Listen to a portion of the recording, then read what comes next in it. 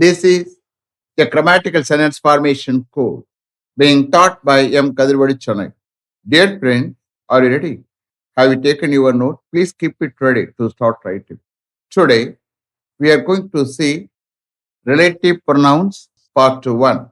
You just write heading relative pronouns part 1. Relative pronouns part 1. You see here, I have already taken relative pronouns. When I took pronouns, there I have covered only a little, but here I am going to take in a separate chapter. You will come to know a lot of things. You are going to learn a lot of things, and you are going to write a lot of sentences also. Understand? You see here, relative pronouns. What are they? Who, whom, whose, that, and which. Who, whom, whose, that, and which. Understand? இப்போ வரைக்கும் they are only pronouns. For example, you just understand. I'm going to make out. Who is there? இங்க வரக்கூடிய who relative pronoun? இல்ல. Interrogative pronoun. Whom? Whom do you want to meet? இந்த கேஸ்ல whom a relative pronoun? இல்ல. Object pronoun. Whose is this purse? இந்த purse யாருடையது? அப்ப இங்க வரக்கூடிய whose a relative pronoun? No. Possessive pronoun. That is my car. அது என்னுடைய கார். இங்க வரக்கூடிய that a relative pronoun? No. Demonstrative pronoun. Which way shall we go? இங்க வரக்கூடிய which a relative pronoun? No. Interrogative pronoun. Understand? So, these pronouns, interrogative pronouns இருக்கலாம், object pronoun இருக்கலாம், demonstrative pronoun இருக்கலாம். But மொத்தத்துல they are not relative pronouns. எப்போ relative pronoun நம்ம வந்து கால் பண்ண முடியும்? You see here, you may ask me, yes sir, why are they called relative pronouns? Relative pronoun எப்போ கால் பண்றோம்? So you may ask me. You see here, ஒரு சென்டென்ஸ்ல இந்த ப்ரொனவுன்ஸ்ல ஏதாவது ஒண்ணு வந்துட்டா அட் தி சேம் டைம் இதுக்கு முன்னாடி அதே சென்டென்ஸ்ல அதுக்கு முன்னாடி நவுன் இருந்தா that noun maybe singular or plural, அதை பற்றி பிரச்சனை இல்லை. நவுன் இருந்துட்டா then that pronoun is called a relative pronoun. Understand? அது ஹூவா இருக்கட்டும், ஹூமா இருக்கட்டும், ஹூஸா இருக்கட்டும், தட்டா இருக்கட்டும், விச்சா இருக்கட்டும். ஒரு சென்டென்ஸ்ல இவைகள் வரும்போது இதுக்கு முன்னாடி நவுன் இருந்தா அப்ப அந்த கேஸ்ல அந்த pronoun, that pronoun is called a relative pronoun. Understand? So, அந்த சென்டென்ஸ்ல வரக்கூடிய நவுனுக்கும் இந்த pronounக்கும் ஒரு சம்பந்தம் ஏற்படுது, ஒரு உறவு ஏற்படுது, ஒரு ரிலேஷன்ஷிப் ஏற்படுது. அதனாலதான் that is called a relative pronoun. Understand? அப்ப இந்த கேஸ்ல சென்டென்ஸ் எப்படி இருக்கும்? காம்ப்ளெக்ஸ் சென்டென்ஸா இருக்கணும். காம்ப்ளெக்ஸ் சென்டென்ஸா இருக்கணும்.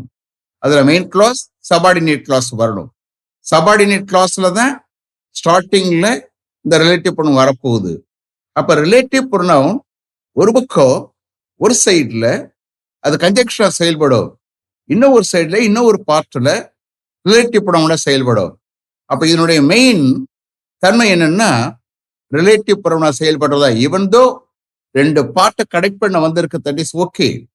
கன்ஜெக்ஷன் சொல்லக்கூடிய இணைக்கும் சொல்லக்கூடிய வேர்டா வருது, ரெண்டு பார்ட்டை கனெக்ட் பண்ண வருது. அதே நேரத்துல ரிலேட்டிவ் ப்ரொனவுனாவும் செயல்படுகிறது. Understand? You can understand these things from the sentences. Each and every sentence I will explain clearly. Don't worry. Understand? Now you are able to understand how are relative pronounce. Okay? So here இந்த கிளாஸை பொறுத்த மட்டுக்கும், இந்த எபிசோட பொறுத்த மட்டுக்கும் relative pronounce ஃபுல்லா explain பண்ண போறேன். From next class, from next episode onwards, we are going to see sentences. You are going to write sentences. Understand? Shall we start? Okay. So, relative pronouns heading portilla. Below that, you just write who, whom, whose, that, and which. Who, whom, whose, that, and which. Understand? These are called relative pronouns because now we are going to see. Below that, you please write who is meant for person or people. Who is meant for person or people. So here, who is meant for person or people. Understand? That is meant for both the people and the things. That is meant for both the people and the things. That வந்து பீப்புளுக்கும் use பண்ணிக்கலாம், திங்ஸுக்கும் use பண்றாப்புல வரும்.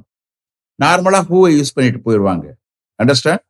Even though that is meant for both the people and the things, people in most of the cases will use only who. Understand? Next, which is meant for things.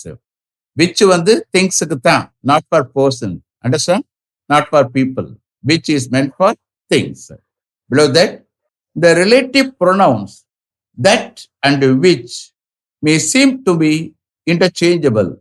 The relative pronouns that and which may seem to be interchangeable, but they are not. That means what? That and which நமக்கு பார்க்கறது இன்டர்சேஞ்சபிளா தெரியலாம், ஆனா அந்த மாதிரி இல்லை. They are not. Understand? அந்த மாதிரி இல்லை. But that and which can be used interchangeably in most circumstances or in most cases.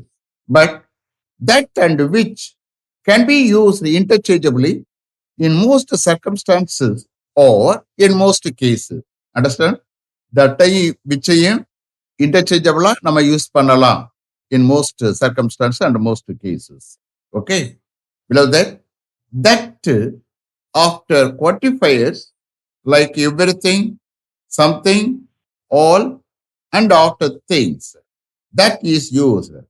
For example, everything that in this room once belonged to my uncle. Everything, அப்ப everything காண்டி everything noun ஆகுது. That relative pronoun. Everything that in this room once belonged to my uncle. Just the example I have given. அதாவது everything, something, the quantifierக்கு முன்னாடி that use பண்றாப்புல வரும். Okay, ஒவ்வொன்றுக்கும் 3 example கொடுத்துட்டு அடுத்தடுத்து போய்கிட்டு இருக்கேன். ஓகே, இந்த எபிசோட பொறுத்த மட்டும் ரிலேட்டிவ் ப்ரொனவுன்ஸ் எக்ஸ்பிளைன் பண்றது தான். From next class, next episode onwards, we are going to write sentences continuously. Understand? I met Mr. Kubar, who had just returned from Mumbai. I met Mr. Kubar, who had just returned from Mumbai. I am going to explain. You see here, I met Mr. Kubar is a main class. Who had just returned from Mumbai is a subordinate class. But totally it is called complex sentence. அப்ப complex sentence தான் இவைக வர்றது. Understand? Okay. இப்ப who is a pronoun. Understand? இப்போ வரைக்கும் is a pronoun. முன்னாடி என்ன இருக்கு? Mr. Kumar is a noun. அப்போ இங்க noun வந்துட்டாலே அப்ப இந்த pronoun என்னவாயிரும்? Relative pronoun ஆயிரும். Why it is called relative pronoun? அந்த நவுனுக்கும் இந்த pronounக்கும் இடையில ஒரு சம்பந்தம் இருக்கு, ஒரு உறவு இருக்கு, ஒரு ரிலேஷன்ஷிப் இருக்கு. அதனாலதான் that's why the who is called a relative pronoun. Understand? இப்ப who had just returned from Mumbai is a subordinate clause. First we have to take meaning for this one. And one more thing, relative pronoun ஒரு அர்த்தமும் வராது, just connect பண்றதுக்காண்டி வருது. அதனாலதான் என்னுடைய first part வந்து ஒரு conjunction செயல்படும். இன்னும் ஒரு முக்கியமான பார்ட் தான் ரிலேட்டிவ் pronoun வரக்கூடியது. அண்டர்ஸ்டாண்ட்? இப்போ சபார்டினேட் கிளாஸ்க்கு அர்த்தம் எடுக்க போறேன். மும்பையிலிருந்து இப்பதான் திரும்பி வந்திருந்த மிஸ்டர் குமாரை நான் மீட் பண்ணேன். Understand? I met Mr. Kumar who had just returned from Mumbai. Next. Bring me the letter which the postman left. இப்ப அதெல்லாம் எக்ஸ்பிளைன் பண்ண தேவையில்லை நினைக்கிறேன். மெயின் கிளாஸ் சபார்டினேட் கிளாஸ் எல்லாம் உங்களுக்கு தெரியும். அப்ப எந்த இடத்துல ரிலேட்டிவ் ப்ரொனவுன் ஸ்டார்ட் ஆகுதோ that part is called subordinate clause. Understand? So you are aware of it. நான் இப்போ என்ன செய்யறேன், ஸ்ட்ரைட்டா ரிலேட்டிவ் ப்ரொனவுன் கான்சென்ட்ரேட் பண்ணி போய்கிட்டு இருக்கேன். Understand? Okay. Bring me the letters which the postman left. அப்ப which is a pronoun. Okay, முன்னாடி என்ன இருக்கு? லெட்டர்ஸ் நவுன் இருக்கு. அப்ப முன்னாடி நவுன் இருந்துட்டா அப்ப இந்த ப்ரொனவுன் சொல்லக்கூடிய விச் என்னவாயிரும்? Relative pronoun. அண்டர்ஸ்டாண்ட்? அப்போ லெட்டர்ஸ் சொல்லக்கூடிய நவுனுக்கும் அது ப்ளூரல் நவுனா இருக்கலாம், சிங்குலர் நவுனா இருக்கலாம், நமக்கு அதை பற்றி பிரச்சனை இல்லை. மொத்தத்துல நவுன். அந்த நவுனுக்கும் இந்த ப்ரொனவுன் சொல்லக்கூடிய விச்சுக்கும் சம்மந்தம் இருக்கிறதுனாலதான் இங்க வரக்கூடிய which is a relative pronoun. Understand? So இப்போ I am going to take translation.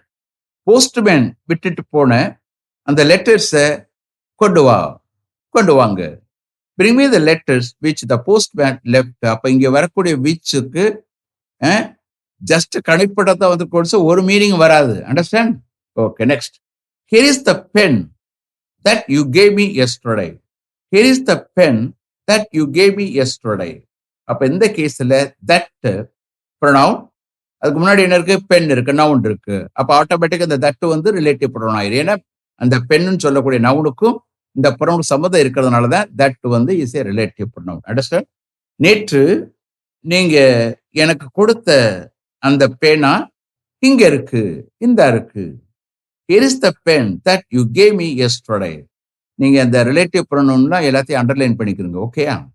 இப்போ வந்து அடுத்த ஃபர்தரா இது கொடுக்க போறேன். அண்டர்ஸ்டாண்ட்? இப்போ ஹூம் அடுத்த ஹூஸ்க்கு பார்க்க போறோம். ஓகே, அதோட இந்த எபிசோடு முடிஞ்சிடும். நெக்ஸ்ட் எபிசோட் நெக்ஸ்ட் கிளாஸ்ல இருந்து we will see sentences. ஓகே, ஹூம் ஹெட்டிங் போட்டுக்கிறேங்க. அடுத்த relative pronoun hmm. The lady whom I wanted to see was away on holiday. The lady whom I wanted to see was away on holiday. So here whom pronoun முன்னாடி noun இருக்கு, the lady. அப்போ ஆட்டோமேட்டிக்கா அந்த whom வந்து is a relative pronoun. Understand? Here you have to see totally it is called a complex sentence, but subordinate clause பிரிக்கணும், main clause பிரிக்கணும். Whom I wanted to see, இந்த part, this part is a subordinate clause. Okay, the lady was away on holiday is a main clause. First we have to take meaning for the subordinate clause. அப்ப whoக்கு எப்படி அர்த்தம் வருதுன்னு பாருங்க. நான் பார்க்க விரும்பின அந்த லேடி ஹாலிடேல வெளியூர்ல இருந்தாங்க அப்படின்னு எடுத்துக்கலாம். நான் பார்க்க விரும்பின அந்த லேடி ஹாலிடேல வெளியூர்ல இருந்தாங்க. The lady whom I wanted to see was away on holiday. இங்க வரக்கூடிய the relative pronoun whom அதுக்கு ஒரு அர்த்தம் வராது, ஜஸ்ட் கனெக்ட் பண்ணத்தான் வந்திருக்கு. அப்போ கனெக்ட் பண்ண வருதுன்னா கன்ஜெக்ஷன் பார்ட்டா செயல்படுது ஃபர்ஸ்ட் ஒன், அடுத்த பார்ட் ரிலேட்டிவ் pronoun செயல்படுது. அண்டர்ஸ்டாண்ட்? அப்ப இது எந்த ரெண்டு வேலையை செய்யுது? ஒரு ரிலேட்டிவ் pronoun ரெண்டு வேலையை செய்யுது. ஒன்னும் கன்ஜெக்ஷனா செயல்படுது, இன்னும் ஒரு கேஸ்ல ரிலேட்டிவ் pronoun செயல்படுது. அப்ப இங்க பாக்குறது நம்ம ரிலேட்டிவ் pronoun பாக்குறது, அதுக்கு இம்பார்ட்டன்ஸ் கொடுத்து நம்ம பார்க்கிறோம். அண்டர்ஸ்டாண்ட்? அப்ப மறுபடியும் அர்த்தம் எடுக்கிற பாருங்க. இந்த ஹூம்க்கு ஒரு அர்த்தம் வராது, ஜஸ்ட் கனெக்ட் பண்ண வந்திருக்கு. நான் பார்க்க விரும்பின அந்த லேடி ஹாலிடேல வெளியூர்ல இருந்தாங்க. The lady whom I wanted to see was away on holiday. Next, இன்னும் 2 எக்ஸாம்பிள்ஸ் கொடுக்குறேன், அதுக்கடுத்து ஹூஸ் போயிடலாம். The people whom we met at the party were very friendly. People whom we met at the party were very friendly. அப்ப here whom we met at the party is a subordinate clause. The people were very friendly, main clause. அப்ப subject எங்கேயோ இருக்கும். See, relative pronoun வரக்கூடிய சென்டென்ஸ்ல வந்து subject எங்கேயோ இருக்கும், main கிளாஸ்னுடைய subject எங்கேயோ இருக்கும். அதை நம்ம கனெக்ட் பண்ணணும். அண்டர்ஸ்டாண்ட்? அப்ப first we have to take meaning for the subordinate clause. அப்ப எது இது? Whom we met at the party is a subordinate clause for which we have to take meaning first. Okay, பார்ட்டியில நாங்க meet பண்ண அந்த people ரொம்பவும் ஃப்ரெண்ட்லியா இருந்தாங்க. The people whom we met at the party were very friendly. அப்ப இங்க வரக்கூடிய whomக்கு ஒரு அர்த்தம் வராது, ஜஸ்ட் கனெக்ட் பண்றதுக்கு வருது, இன்னொரு பார்ட்ல ரிலேட்டிவ் pronoun செயல்படுது. But you please understand, very very important one, conditional சென்டென்சஸும் ரிலேட்டிவ் ப்ரொனவுன்ஸும் கான்வர்சேஷன் பாயிண்ட் ஆஃப் வியூல வெரி வெரி இம்பார்ட்டன்ட். ஏன் நடைமுறை நம்ம பேசக்கூடியது. Understand? Last one, the people whom I talked to were very cordial. The people whom I talked to were very cordial. அப்ப இந்த கேஸ்ல whom I talked to, that means what? அங்க ED இருக்கு, நம்ம உச்சரிக்கும் போது டாக் தான் சொல்லணும், டாக்டு டு அப்படின்னு சொன்னா நல்லா இருக்காதுல்ல. whom I talked to, அவ்வளவுதான் அந்த subordinate clause. The people were cordial, அது main clause. First we have to take meaning for the subordinate clause first. Okay, so நான் பேசின அந்த பீப்புள், நான் பேசின அந்த பீப்புள் ரொம்ப கார்டியலா இருந்தாங்க, பரஸ்பரமா இருந்தாங்க, அந்த மாதிரி இருக்கும். The people whom I talked to were very cordial. That's all. இப்ப ஹூஸ பார்க்க போறோம். ஹூஸ பொறுத்த மட்டுக்கும் ஃபர்ஸ்ட் மெயின் கிளாஸ் எடுக்கணும். அப்புறம் தான் சபார்டினேட் கிளாஸ் எடுக்கணும். இதுக்கு மாதிரி exception. Understand? Totally it is called a complex sentence தான். அதுல சபார்டினேட் கிளாஸ் இருக்கு. சபார்டினேட் கிளாஸ்ல தான் அது கன்ஜெக்ஷன் மாதிரி ரிலேட்டிவ் ப்ரொனவுன் வருது. அண்டர்ஸ்டாண்ட்? மெயின் கிளாஸ் இருக்கு. பட் அடுத்து எடுக்கும்போது first we have to take meaning for the main clause. Understand? ஹூஸ்ன்னு போட்டுக்கிறங்க. We saw some people whose car had broken down. எங்கெங்கே ரிலேட்டிவ் ப்ரொனவுன் தான் அங்கேயே அண்டர்லைன் பண்ணிக்கிறங்க. Okay. We saw some people whose car had broken down. நாங்க some people பார்த்தோம் அவர்களுடைய car break டவுனா இருந்தது. Understand?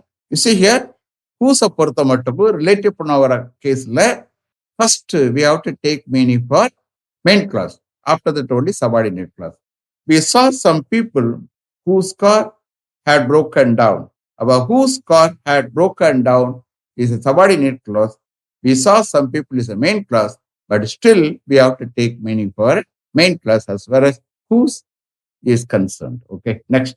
What is the name of the person whose car you borrowed? What is the name of the person whose car you borrowed? In the case, what is the name of the person is the main clause. Whose car you borrowed is a subordinate clause. Totally it is called a complex sentence. Okay. So இங்கே அப்ப who's-க்கு முன்னாடி noun இருக்கு. The person first கேஸ்ல பார்த்தீங்கன்னா some people இருக்கு. first கேஸ்ல பார்த்தீங்கன்னா who's-க்கு முன்னாடி என்ன இருக்கு? some people இருக்கு. அது noun. இந்த கேஸ்ல who's-க்கு முன்னாடி இருக்கு என்ன இருக்கு? person இருக்கு, noun இருக்கு. Okay. So it is called a relative pronoun. So first நான் என்ன செய்ய போறேன்? மெயின் கிளாஸ்னுடைய அடுத்த எடுத்துக்க போறேன். இந்த கேஸ்க்கு மாத்திரம் who's-க்கு மாத்திரம். ஓகே. அந்த பர்சனுடைய நேம் என்ன? அவருடைய காரை நீங்க வாங்குனீங்கல்ல அப்படின்னு அர்த்தம். What is the name of the person whose car you borrowed? அந்த பர்சனுடைய பேர் என்ன? அவருடைய காரை நீங்க வாங்குனீங்கல்ல அப்படின்னு சொல்றது. Okay. What is the name of the person whose car you borrowed? Last one.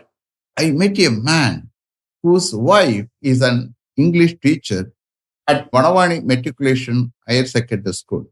I met a man whose wife is an English teacher at Panavani Matriculation Higher Secondary School.